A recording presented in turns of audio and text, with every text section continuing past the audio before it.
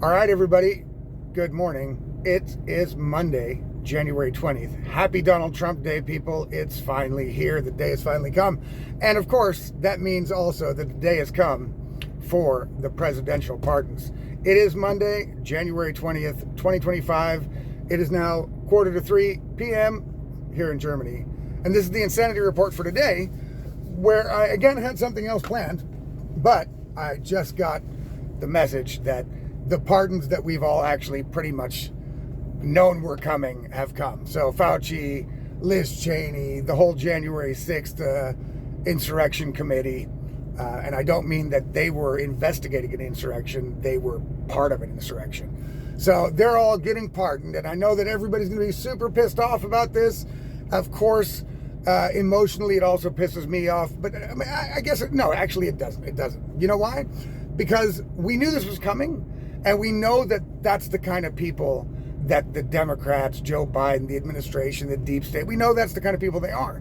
They also shelled out fucking medals of freedom to people who absolutely wouldn't deserve it if that was a real prize, right? If that was a real thing that actually had value, they would never get it. But it's been taken out of value completely. And to somehow secretly believe that these people were going to hold themselves accountable or allow themselves to be held accountable is, of course, laughable. They would never do that. You know what I mean? They would never do that. And we know that by the non-prosecution of Joe Biden because of the documents, because he's too old and he's too old. So we're just going to let it go. Oh, well, by that logic, we can just let every serial killer go and say, well, now it's a cold case. We finally caught the guy. But he's 80 now, so fuck it. Let's just let it go. You know what I mean? Doesn't matter. So, I get it that everybody's pissed, all right? But one of my buddies that I met online, lives in Texas, has studied the Constitution very, very carefully, very deeply, knows the constitutional law a lot better than I do. And even he said, look, there is nowhere that it says that people can be pardoned for crimes that they haven't been convicted of. You know what I mean?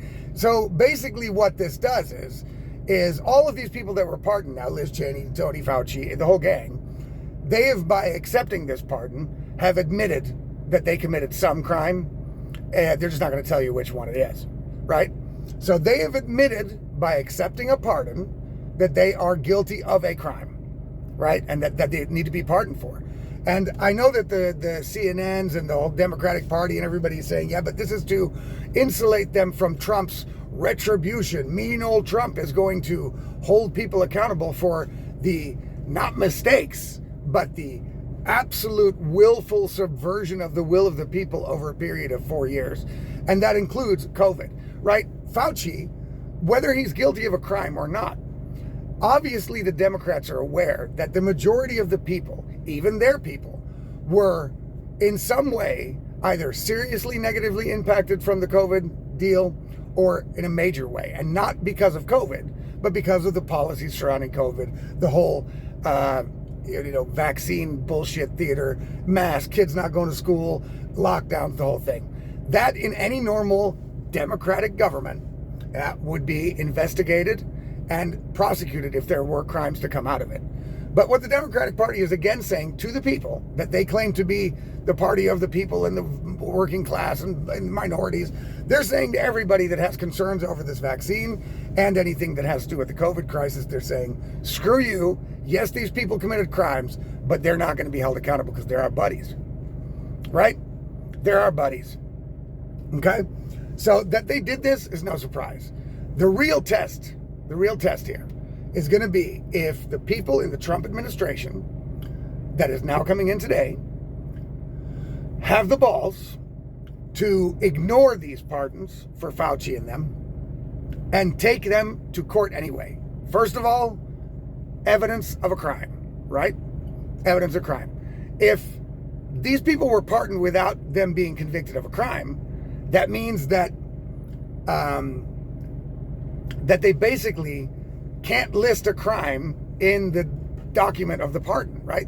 They can't say what crimes they've been pardoned for because there is no crime, not a conviction. There is no conviction of a crime. So the whole thing is super weird, right? But Biden has been doing things against the Constitution, basically his whole presidency.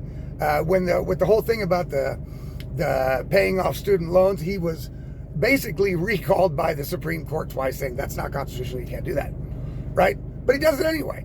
And that's the same thing with this. He did his part. He put the pardon out there. He's not really worried about if they're going to be, if the pardons are going to be honored or not. He's on his way out. He didn't even know he pardoned those people, probably, because most of his decisions are being made by other people, as we know, right? So to try to, at this point, sell to the American people or anybody in the world that Biden made these decisions on his own is, of course, utterly ridiculous, right? And going back to what I was saying, it's not surprising that the Democrats and the deep state people and these fucking corrupt, horrible, horrible people want to shield their own people from some sort of accountability by the people of the United States, right? They don't want that. We knew that, look, we knew they were going to pardon them, right? And the test is going to be now for the people that are heading up the Trump administration. I would expect them to basically just ignore these pardons, prosecute these people anyway, and see what the court says.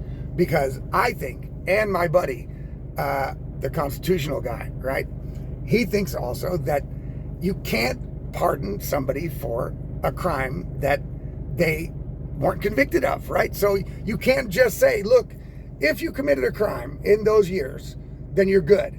I'm gonna, if you committed a crime. No, people generally get pardoned for a conviction, right?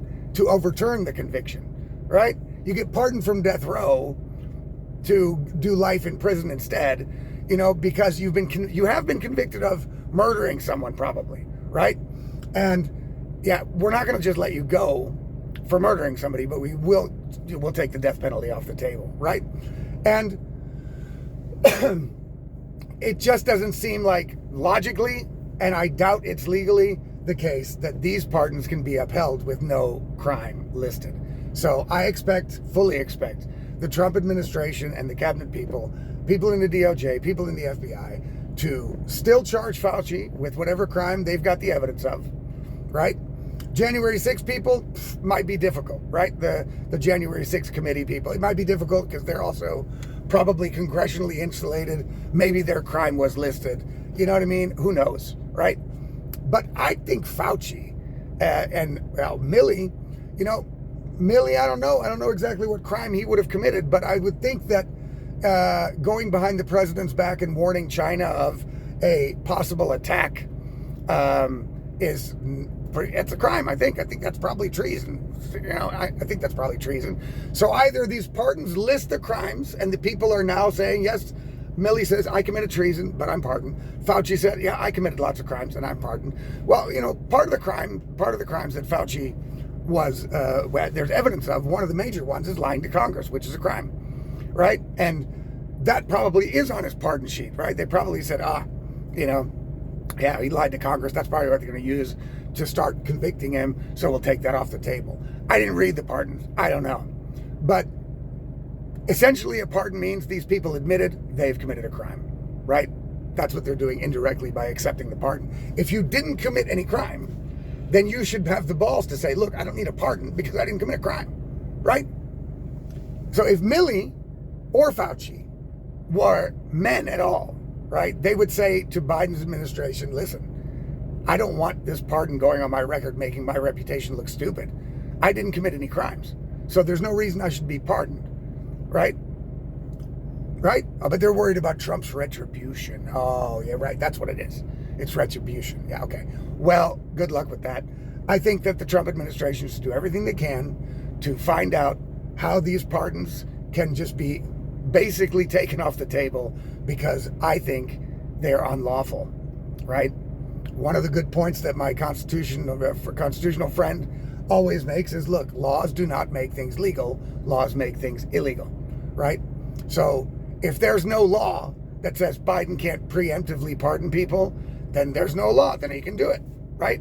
then he can do it. Well, he can until the Supreme Court or a higher court reviews it. Like with the student loan payoffs. Biden says in the Constitution, it doesn't say you can't pay off people's student loans.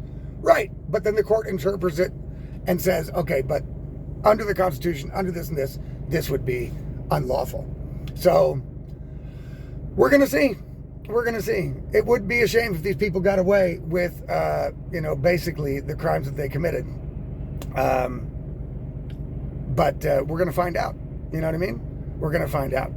So I hope Trump and the administration goes for it. I hope they do what they're supposed to. I hope they make the, make the attempt at least to see if these pardons are even lawful or not. And that would be for the courts to decide. So go ahead and keep your fingers crossed. Enjoy Trump Day. Don't let this overshadow Trump Day. I think a lot of good things are going to come out of the Trump administration, even if we don't get Fauci or Liz Cheney or whatever. Liz Cheney's a wash-up anyway. She's done. Her political career is done. You know what I mean? She's done, and she knows it, so that's it. Fuck her. Fauci, on the other hand, is still sucking on the taxpayer dollars by getting the most protection, the more Secret Service protection than any ex-government official. So, yeah.